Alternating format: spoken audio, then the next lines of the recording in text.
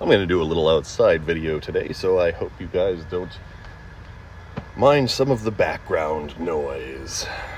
Salutations, fellow nerds. Today is April 30th, 2025, and we just got the recent economic data for quarter one, and it is a bit of a doozy. Actually, it's more than a doozy. A negative 0.3% GDP in quarter one 2025 is a big red blinking light for the economy under the Trump administration. And this isn't a slowdown, it's an outright contraction. This isn't just a failure to meet targets, it's a full-blown recession signal, especially since the trend was already cooling. I think Belle of the Ranch just put it best when she said it plain and simple: 1.5% or higher was acceptable, anything lower was a failure, anything negative was disastrous. Keep in mind, it is even a sentiment that I too have tried to share with my other platforms, and now that we're in the red, it's not a matter of spin, it's a matter of how far and how fast confidence and markets will fall before anyone admits that this isn't working. And we will hear the spin and the excuses and all the other nuts and bolts that go into the media and bad news. The fact of the matter is, pure and simple, this is bad.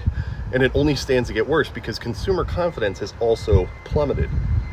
What that means is that consumers aren't spending the money and the GDP will then flatline.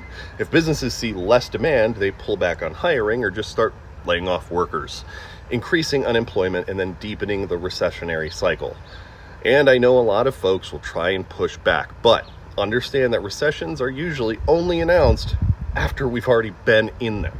If anything, I would say that the report now is the first inkling that we are already at the precipice of a recession many are trying to claim isn't unavoidable.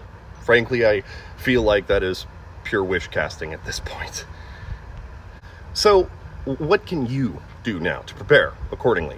And that's really up to you. I'm not an economist or financial advisor, so take my words with whatever grain of salt you feel they are owed. First, probably pause big purchases. If it's not urgent, like a home remodel, car upgrade, or new tech, hold off.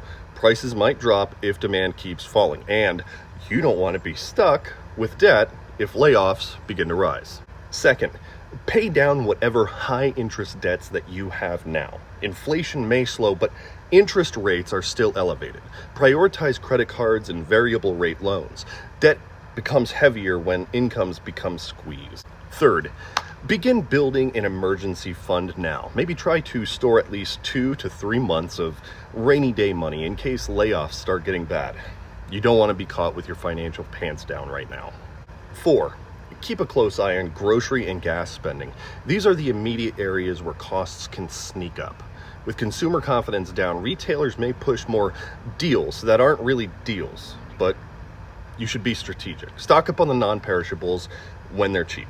Also, 5, hold on to those investments. Do not panic sell. Markets react emotionally, but long-term investing still wins. If you're younger, downturns are buying opportunities. Just don't gamble with money you can't afford to lose. It really isn't worth it if you have a family.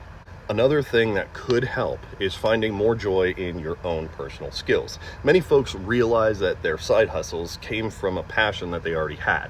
If you can make money doing something that makes you happy, you're already way ahead of the curve. Lastly, stay informed, but don't freak out. A lot of media are either going to downplay or dramatize. Watch the job numbers, housing market, and credit tightening trends. They'll tell you what's next. There will be people who will benefit greatly from convincing you that none of this is anything to worry about, that it's not out of the ordinary. And some may even go, wow, I thought it would be a lot worse. This is actually good news. Those people are trying to keep their own portfolios safe from panic buying, or they're benefiting from carrying water for the current administration. While I can't say that it is inevitable, that is only due to the fact that there are always variables that I may not be seeing. However, from what I am seeing, it would benefit us greatly to start being more frugal. But the biggest piece of advice that I can give all of you out there is this: 2026 is right around the corner. Don't forget the lies, the corruption, and the cruelty of this administration. If we do what's necessary, hopefully we can get the numbers to impeach this gangrene tangerine and get shit back on the rails. Anyway, if you enjoyed the content, make sure to consider liking and subscribing. I post regularly aside from the recent weeks, as they've been full of lunacy around here with yard work and spring break and sleepovers and hosting an old friend from across the country. Getting time to even keep track of the news fire hydrant has been nearly impossible. laying it out there has been even less plausible. So I appreciate your patience, and we'll get back to a more regular schedule as soon as possible. I appreciate you, and I will see you next time. Y'all come back now. You hear?